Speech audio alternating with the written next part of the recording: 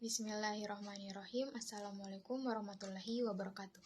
Perkenalkan, nama saya Anugrah Novayanti dengan NIM 90500123007, kelas Perbankan Syariah AB, Fakultas Ekonomi dan Bisnis Islam, UIN Alauddin Makassar. Kebijakan fiskal perspektif Islam. Yang pertama, definisi dengan konsep kebijakan fiskal.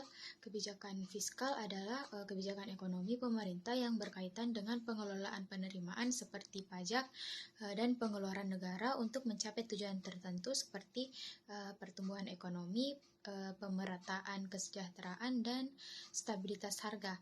Kebijakan ini menjadi alat penting dalam mengarahkan perekonomian melalui belanja publik dan sistem perpajakan. Kemudian kebijakan fiskal di masa Rasulullah. Pada masa Rasulullah SAW, kebijakan fiskal dijalankan secara adil dan berdasarkan prinsip syariah. Sumber utama penerimaan negara berdasarkan dari zakat, jizyah, kharaj, ghanimah atau harta rampasan perang, dan fa'ih atau harta tanpa peperangan. Pengeluaran negara difokuskan pada pemenuhan kebutuhan umat, pengentasan kemiskinan, dan pembiayaan dakwah serta pertahanan. Kemudian kebijakan fiskal di masa Khulafaur Rasyidin. Pada masa Khulafaur Rasyidin, kebijakan fiskal berkembang lebih terstruktur. Khalifah Umar bin Khattab misalnya membentuk Baitul Mal, perbendaharaan negara, dan sistem pendistribusian harta secara merata. Pajak pertanian, kharaj, zakat, dan distribusi kekayaan menjadi instrumen penting untuk menjaga keseimbangan ekonomi dan keadilan sosial. Kemudian kebijakan fiskal dalam perekonomian Islam. Kebijakan fiskal dalam Islam bertujuan untuk mencapai keadilan sosial, pemerataan kekayaan, dan pengentasan kemiskinan. Prinsip dasarnya adalah kehalalan sumber pendapatan dan keadilan dalam pembelanjaan.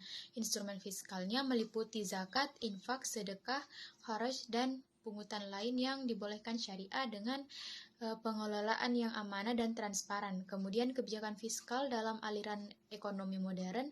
Dalam ekonomi modern, kebijakan fiskal digunakan sebagai alat stabilisasi ekonomi.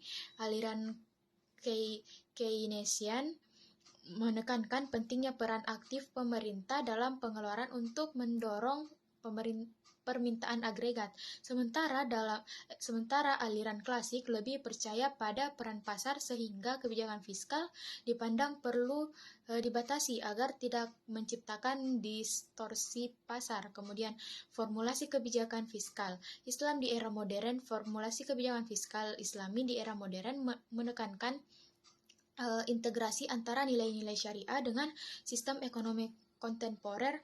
Kemudian negara-negara dengan sistem keuangan Islam mulai mengembangkan instrumen fiskal berbasis zakat, wakaf produktif, dan sukuk untuk pembiayaan pembangunan. Tujuannya adalah untuk menciptakan sistem fiskal yang adil, inklusif, dan sesuai prinsip maqasid syariah.